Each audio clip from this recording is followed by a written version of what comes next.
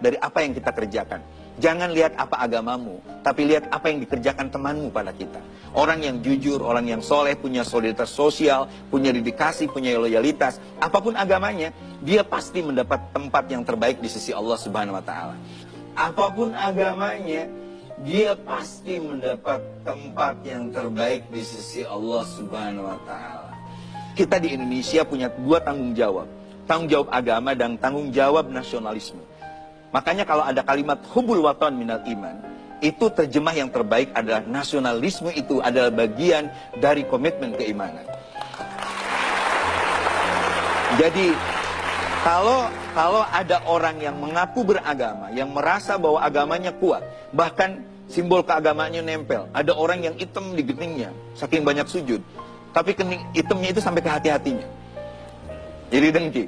Ada orang yang begitu kuat mengaku komitmen agamanya, tapi dia mencaci maki negara kita, mencari kesalahan, membuat teror kepada aparat, termasuk kepada pahlawan seperti polisi dan lain sebagainya, maka dia dipertanyakan komitmen keagamaannya.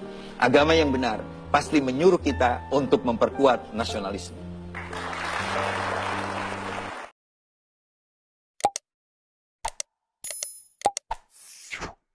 Pendapat Anda pribadi dengan firman Allah, anak kecil muslim hafal juz 30 surah Bayyinah.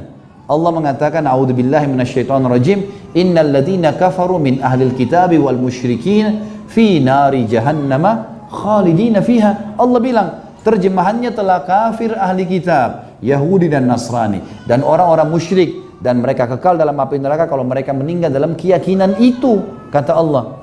Allah bilang kafir, Anda bilang tidak. Coba, nggak usah datangkan buku apapun, Anda pribadi berikan saya pendapat. Tidak mungkin Anda doktor nggak ngerti bahasa Arab. Diam dia. Lalu saya bilang, baik, berikan saya pendapat Anda pribadi tentang sabda Nabi Muhammad SAW, hadis sahih riwayat Imam Muslim. Anda masih muslim kan? Yakin dengan Al-Quran dan Sunnah? Iya, baik. Bagaimana pendapat Anda dengan hadis Nabi? Kata Nabi SAW, tidak ada seorang pun dari Yahudi, Nasrani, Majusi, penyembah api, yang mendengarkan saya diutus, kemudian tidak beriman pada risalah yang saya bawa, dan meninggal dalam keyakinan itu, kecuali pasti masuk neraka. Jelas-jelas Nabi bilang, kalau meninggal dalam keyakinan itu pasti masuk neraka. Kalau sempat masuk Islam ya selamat. Bagaimana Nabi bilang kafir masuk neraka, Anda bilang tidak? Tiba-tiba dia diam, lalu dia bilang begini, tapi bagaimana perasaan mereka kalau kita bilang itu? Saya sempat ketuk lantai masjid, saya bilang ini bukan masalah perasaan, ini masalah keyakinan. Anda menyebarkan keyakinan yang salah, saya bilang gitu. Kalau semua agama sama, saya aja Anda sama-sama, kita pindah Nasrani, nyanyi-nyanyi seminggu sekali masuk surga.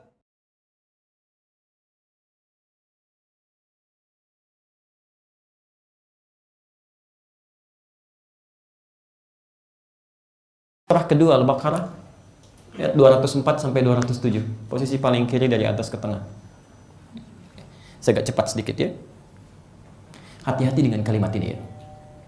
Wa minan nasi may yu'jibuka qawluhu fil hayatid dunya wa yushhidullaha ala ma fi qalbihi wa huwa aladul khisam. Di antara sementara manusia, Anda akan temukan orang-orang yang retorikanya begitu cantik, kalimat-kalimatnya menarik. Awas, hati-hati. Sesekali dia akan mengambil nama Allah, ayat-ayat Quran, untuk menguatkan argumentasinya. Wa huwa aladul khisam, padahal dia musuh yang paling nyata. Baik, Bapak Ibu sekalian pernah mendengar kalimat ini? Semua agama itu sama, menuju pada Tuhan yang sama, cuma dengan cara yang berbeda-beda. Anda katakan tiada Tuhan selain Allah, tapi Anda katakan semua agama yang lain sama. Dan itu dikemas dengan kalimat yang sangat indah gitu kan? Padahal kata Allah itu yang paling berbahaya. Ya. Maaf ya, kalimat ini oleh orang jahiliyah pun tidak pernah diucapkan. Silahkan cek ya. Demi Allah saya katakan, orang-orang jahiliyah ketika datang kepada Rasulullah SAW membawa proposal, mereka mengutus orang-orang terpercaya di zamannya. Masya Allah, datang pembesar-pembesar mengatakan, ya Muhammad SAW, kita memang berbeda. Tapi perbedaan kita tidak lantas menjadikan kita harus berselisih dan berperang. Cukup saja begini, kami sekarang ikut menyembah Tuhan kamu, besok kamu menyembah Tuhan kami. Jelas ya? Turunlah kemudian Quran surah Al-Kafirun itu. Qul ya ayyuhal kafirun la a'budu ma ta'budun. Ujungnya lakum dinukum. Kenapa kalimat ini muncul, lakum dinukum waliyadin, untukmu yang kamu sembah, untuk saya agama saya. Karena mereka pun mengatakan di awal kita beda. Jadi maaf ya, sebodoh-bodohnya orang jahiliyah masih paham ada perbedaan di situ. Sepintar-pintar atau yang mengaku pintar orang sekarang masih bisa mengatakan semua agama sama. Jadi orang jahiliyah kalau mendengar kalimat itu pun akan kaget juga tuh. Hati-hati ya. Betul, betul, itu disebutkan oleh Nabi. Ya.